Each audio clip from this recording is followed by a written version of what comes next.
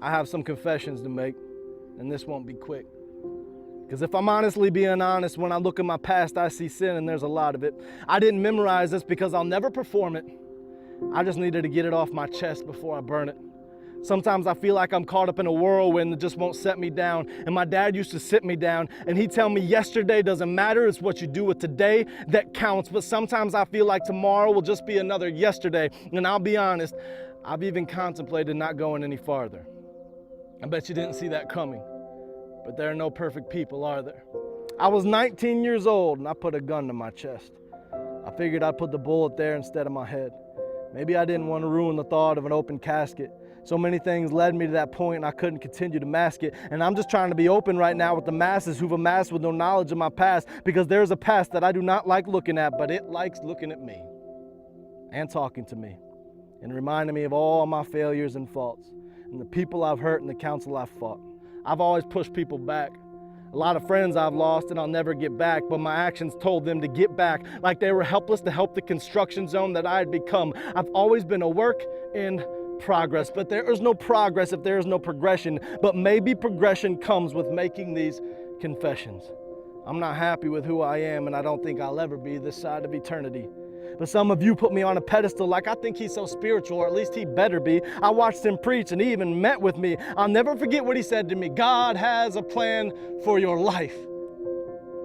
And I probably did say that, and I believe it's right. But what I don't say when I meet you is how lonely it feels on these aluminum flights. Boarding pass, please, where are you going? The flight has been delayed because right now it's snowing. So take your baggage and sit over there. We'll alert you as soon as we can get you back in the air. And sometimes I wish they wouldn't alert me. Because the higher I get on those planes, and the more that it hurts me to think how close I am to heaven and how I'm so unworthy. I prefer the window seat, but not for the view, for the distance from the aisle, so I can close my eyes and pretend I'm sleeping, so the flight attendants won't bug me with offers of pretzels and water. And it's not that I don't like pretzels, and every man needs water, but it's what I'm reminded of when I'm that close to heaven and they hand me that cup and I see my reflection. I see the woman at the well, but it's me and Jesus there instead, and he knows me well.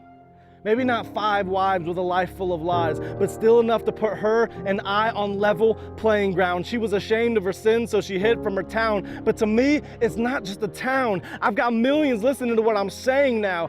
TV show offers, book deals, movie scripts sit on my nightstand, and somehow all I want to say is I'm not who you think I am. Fist high yelling when I became a man. That's just God in me. And the boldness he provides is plenty, but I'm still just another Paul, fighting the feelings of sin that feel so empty. And I don't always win when the devil tempts me. And he tempts me a lot.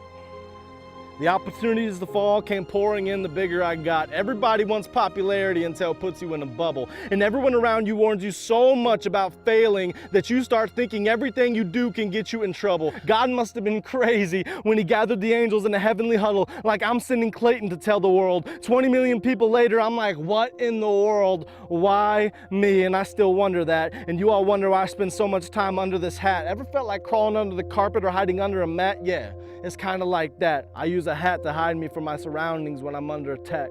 So many sitting on the sidelines forget that the Christian life is a race on a track in the middle of a firefight with demons who love to put a target on your back. So I keep changing shirts, but it's still there. I'd complain about being slandered and cursed and claim it's not fair, but I'd rather be on the front lines screaming Jesus than sitting in a chair in a room looking out the window and thinking, would anyone miss me if I pulled this trigger and released this lead? I mean, I'd be dead. But would anyone miss me? But that's not what kept me from doing it. I'm a coward. That's why I didn't do it. I could have never done it, and I knew it. No matter how bad I wanted to, I was afraid of what would happen next. Next! Why are you here? I killed myself on my bed in my room. I'm sorry. I know what you did. But who said that decision was up to you? I created you. I gave you that life, and ending it wasn't up to you. It was up to me, and you failed me. Depart from me. I never knew you. That's why I didn't do it. Fear. But it was that same fear that kept my depression near. And the doctors told me to pop pills and sent me on my way. So I popped those pills thinking I'd somehow, someday see the blue through the gray. And I tried hiding it until a pastor I knew told me he was depressed. And that blew me away. I'd been surrounded by so many actors, I started believing their screenplays. You can play a lot of tricks on the screens of social media with smiling faces and motivational quotes. And I felt like I was the only one in this ocean of loneliness drifting away on a boat. And the funny thing is, I'm the one who boarded that raft. I ignored the warnings, pushed off the dock, and watched my safety drift past. How bad could the ocean be? It sucks. It's cold and it's lonely, and everything it promises you is a lie. You're thirsty, drink salt water, watch your lips dry up as time creeps by. And there I was, a mess on the inside who was stapled a smile to his face. And I could blame a million things that put me in that place. And it's weird that I talk like it's past tense, because I wake up some mornings and I'm still there, and it's tragic because sometimes I feel like I can't breathe. And I close my eyes until that feeling leaves. And what's the cure?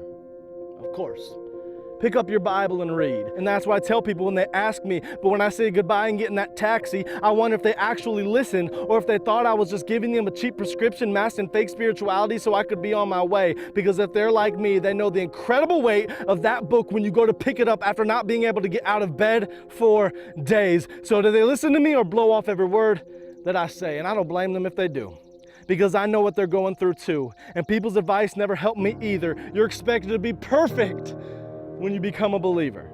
If you believe that, you're stupid, or maybe just new, because following Jesus is the hardest thing you could ever do. I'm trying to follow him and forget that I've been used, and I've used other people too.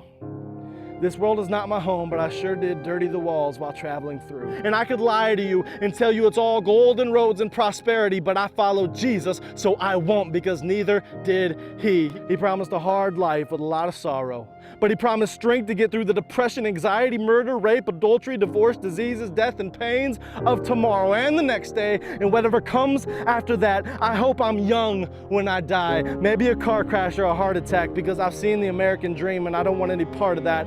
I just want to be where I found my peace, at the foot of the cross of Jesus' feet. It's really the only place I've ever felt complete, like I mattered, like I belong, fulfilled and satisfied, no more void in my chest. But for now, I've been put to the test, because I'm just a mess who God is using as a messenger. And this is his message for the world to see. Don't follow Clayton. Come, follow me.